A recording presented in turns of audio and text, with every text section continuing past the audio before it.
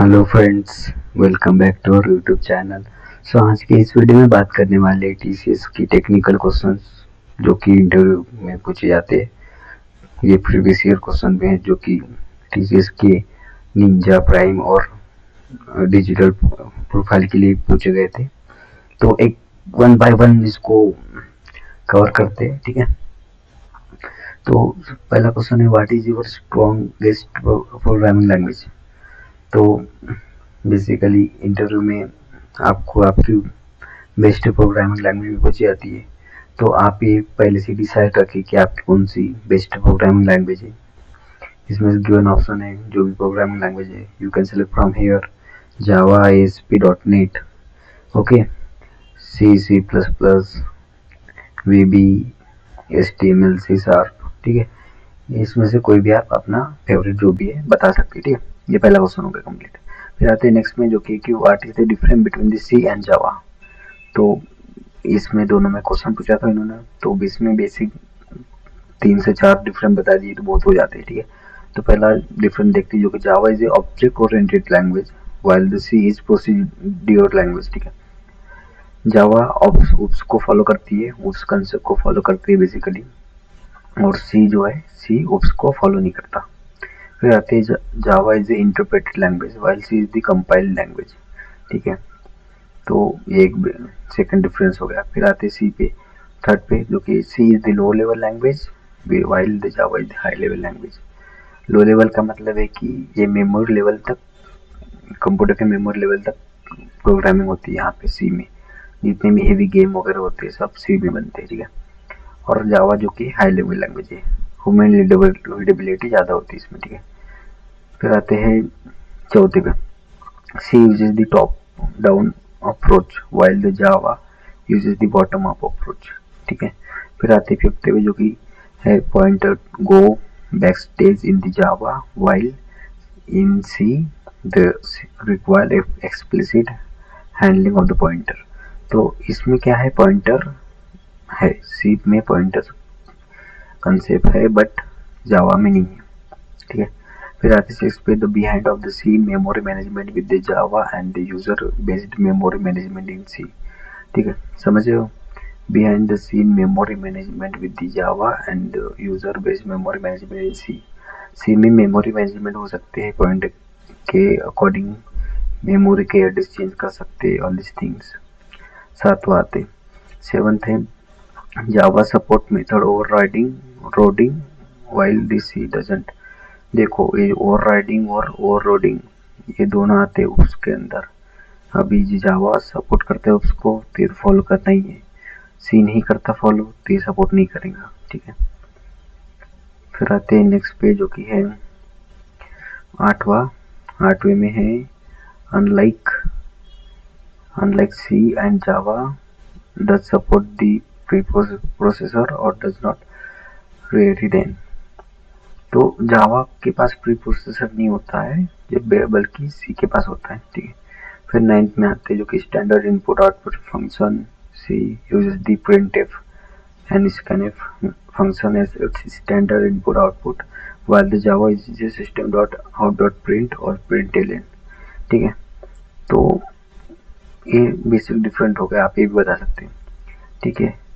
फिर आते हैं 10 पे, 10 डिफरेंट बता देते हैं मैं। Exception handling in the Java and error in C. तो एक्सेप्शन हैंडलिंग होती है जावा में, लेकिन सी में सीधे डायरेक्ट एरर आते हैं, ठीक है, एरर को थ्रो कर सकते हैं, ठीक है। फिर आते हैं नेक्स्ट क्वेश्चन पे जो कि third, in header file whether the function are declare और डिफाइंड।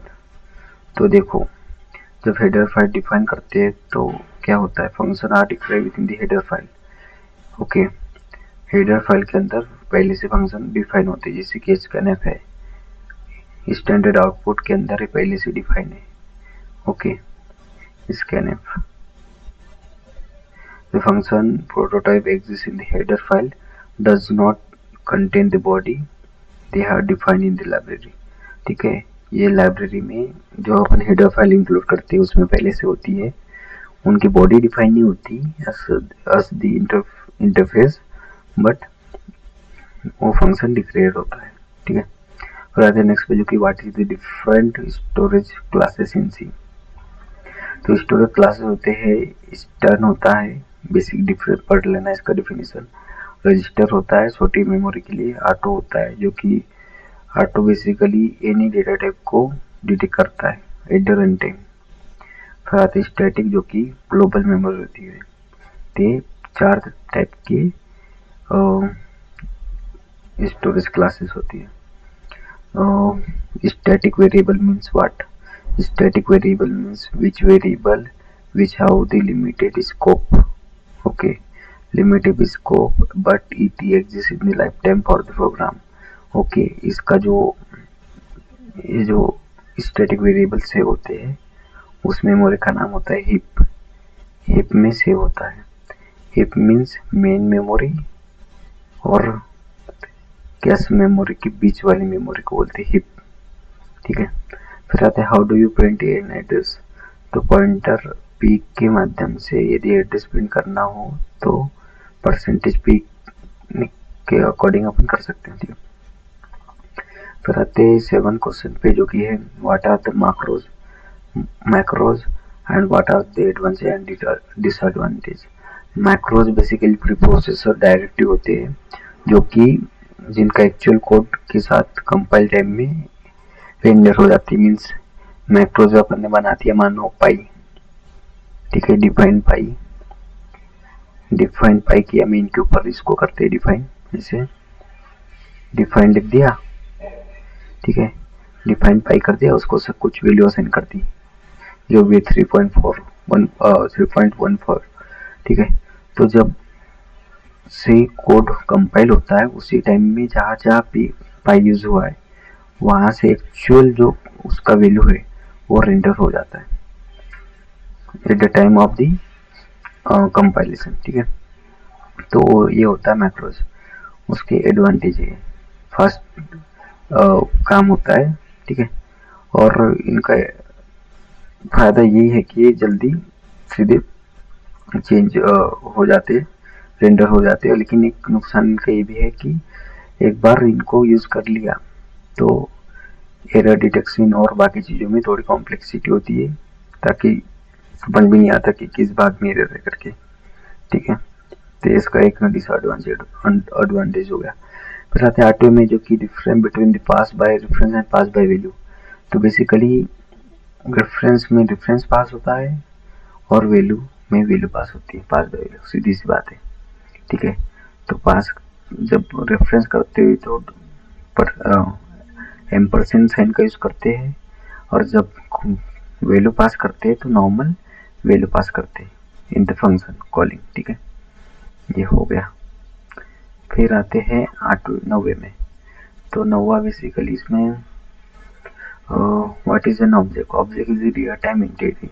रियल टाइम एंटिटी मतलब कोई क्लास बना दी। Class, what is class, that is also a next question our. तो object refers to the real world entity। Real word में entity मतलब जो exist करता है रियल वर्ड में, कुछ भी हो मतलब जैसे मैंने बोला कि BMW कार, ठीक है, BMW कार हो गई तो BMW कार है, लेकिन ये किसके अंदर आती है, कार के अंदर आती है।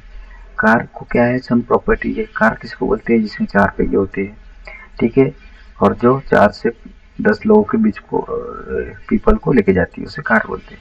ठीक है। तो BMW की स्पेसिफिक कार हो गई जिसे बोल रहे कि अपन एक ऑब्जेक्ट है, और जो एक कार है, कार एक क्लास है। ठीक है। आप डेफिनेशन पढ़ सकते हैं, मैं डेफिनेशन प्रॉपर तरीके से लिख के दी है, आपको ये पढ़ के बोलनी है उनको। ठीक है। फिर आते हैं नेक्स्ट पे, what is the difference between the class and structure. तो ठीक है, बता देते जल्दी। Structure how the different data type, okay, और ये इसमें बाय डिफॉल्ट जो वेरिएबल होते हैं वो पब्लिक होते हैं। ठीक है। और जो ये अपना ये वाला हो गया क्या, क्लास। तो क्लास में जो ये भी डिफरेंट डेटा टाइप के लिए यूज होती है, बट इसमें बाय डिफॉल्ट जो होते हैं मेंबर वो होते हैं प्राइवेट। ठीक है। और इसमें होते हैं पब्लिक। ये सबसे बड़ा डिफरेंस है। फिर आते हैं पॉइंटर। पॉइंटर क्या होते हैं? तो पॉइंटर वे वेरिएबल होते हैं जो किसी दूसरे वेरिएबल के वैल्यू के एड्रेस को असाइन करते हैं खुद में, उसे बोलते हैं पॉइंटर। ठीक है, डेफिनेशन पढ़ लीजिएगा आप।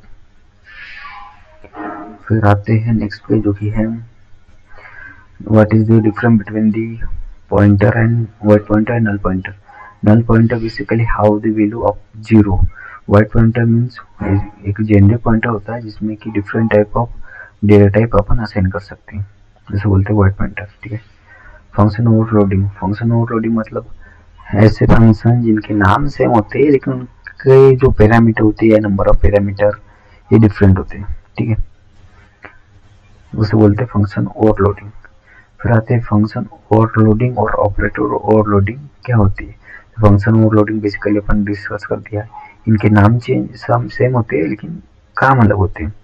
ठीक है, और ऑपरेटर ओवरलोडिंग मतलब सेम वे, जैसे फंक्शन के काम को ओवरलोड किया, सेम ऑपरेटर के काम को ओवरलोड करते हैं। जैसे प्लस ऑपरेटर का यूज दो ऑब्जेक्ट को माइनस करने के लिए कर सकते हैं, लाइक दैट आप ये पढ़ सकते पूरा।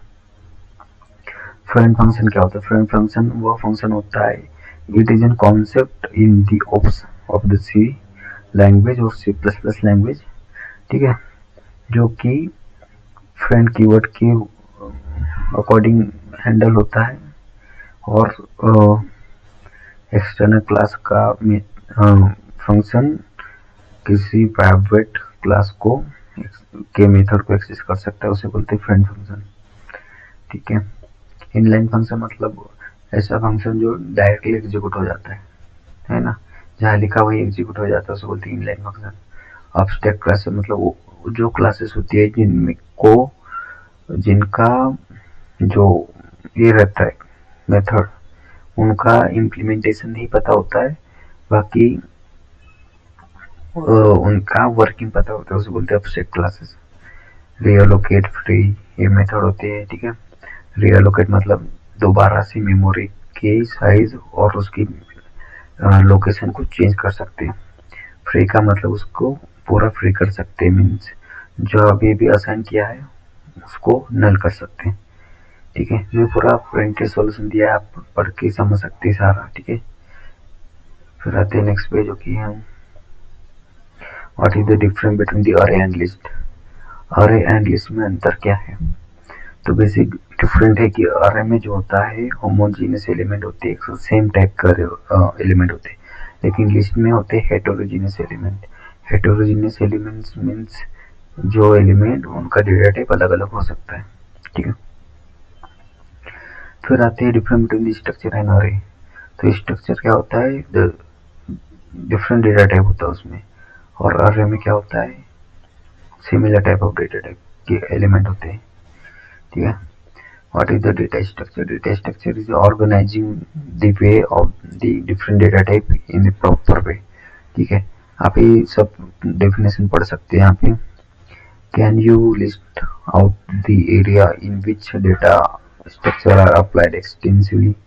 तो देखो डेटा स्ट्रक्चर कहाँ कहाँ अप्लाई कर सकते हैं, तो कंपाइलर डिजाइन में, ठीक है, ऑपरेटिंग सिस्टम में, डेटाबेस मैनेजमेंट में, स्टैटिस्टिकल एनालिसिस पैकेज में, न्यूमेरिकल एनालिसिस में, ग्राफिक्स में, एआई में, सिमुलेशन में। ठीक है, what is the advantage of inheritance? Inheritance का एडवांटेज सबसे बड़ा है कि इसका कोड रियूजेबिलिटी होता है। पेरेंट क्लास बना दी, चाइल्ड क्लास बना दिया, चाइल्ड क्लास में यदि कोई मेथड को बनाना है तो सीधा वहां से इनहेरिट करके यूज कर सकते without redundancy of the code. ठीक है, फिर आते हैं integrity rule of the DBMS. तो इंटीग्रिटी रूल क्या होते हैं? तो इनका कहना है कि primary key should not be null, this is the one integrity.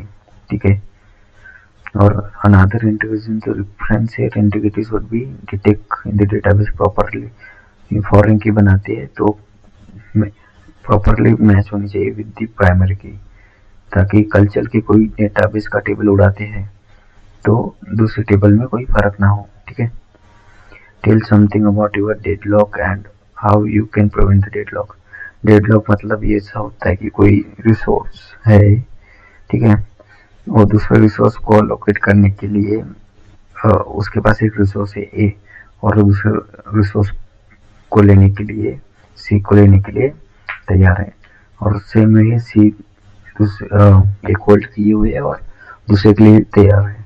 तो मतलब एक डेडलॉक बन गया। जैसे मानो ए है, एक इसके पास एक रिसोर्स है, ठीक है, और ए बी है और ए सी है। अब ए ने अपना तो खुद खुद की खुद अपने पास है ही, उसके पास ही ए है ही, और सी को टारगेट कर रहा है, ठीक है। अब बी के पास खुद का तो है ही, वो ए को ए कर रहा है टारगेट, ठीक है। सी के पास कुछ का है ही, वो बी को टारगेट कर रहा है। तो इसका मतलब हो गया कि ये डिपेंडेड है to each other, but each other is waiting for the their sharing, but they can't. तो इसे बोलते डेडलॉक, ठीक है। मैंने प्रॉपर यहाँ पे एक्सप्लेनेशन दिया है, आप चेकआउट कर सकते हैं।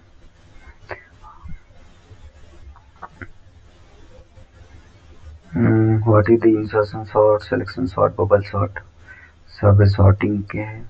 डबल लिंक लिस्ट क्या होता है, जिसमें कि प्रीवियस नोड और नेक्स्ट नोड के लिंक होते हैं, उसे बोलते हैं double link list. Data abstraction क्या होता है, डेटा को छुपाना, ठीक है। सारे एग्जांपल और सारा डिटेल सॉल्यूशन दिया है, ठीक है। What is the command line argument, command line argument क्या होता है। Command line argument from the command prompt in C is known as command line argument, समझे।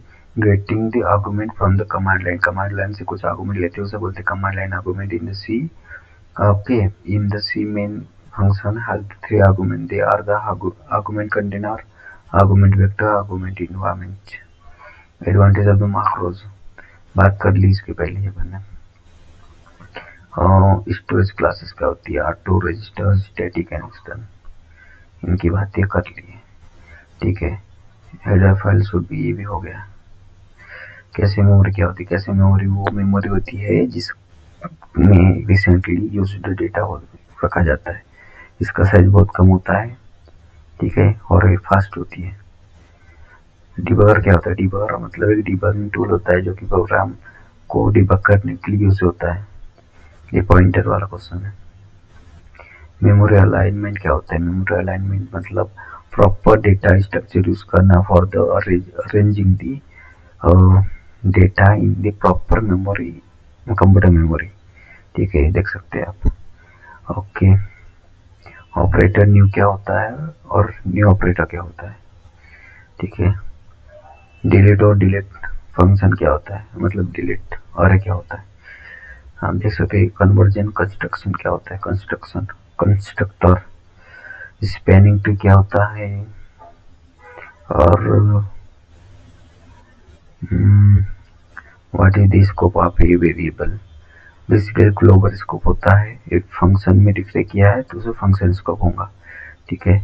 What is the difference between the compiler and interpreter, interpreter read one instruction at a time, okay, but the जो compiler होता है translate the entire code in as a instruction at once,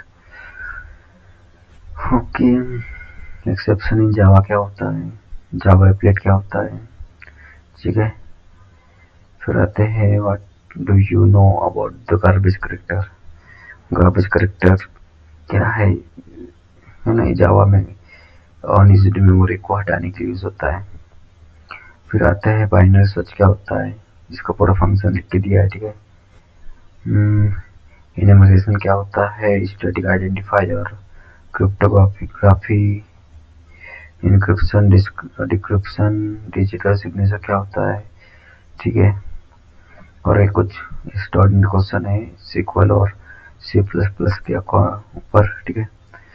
और सब कुछ important question में दिया है, इसमें कुछ प्रॉपर क्वेश्चन है, ठीक है।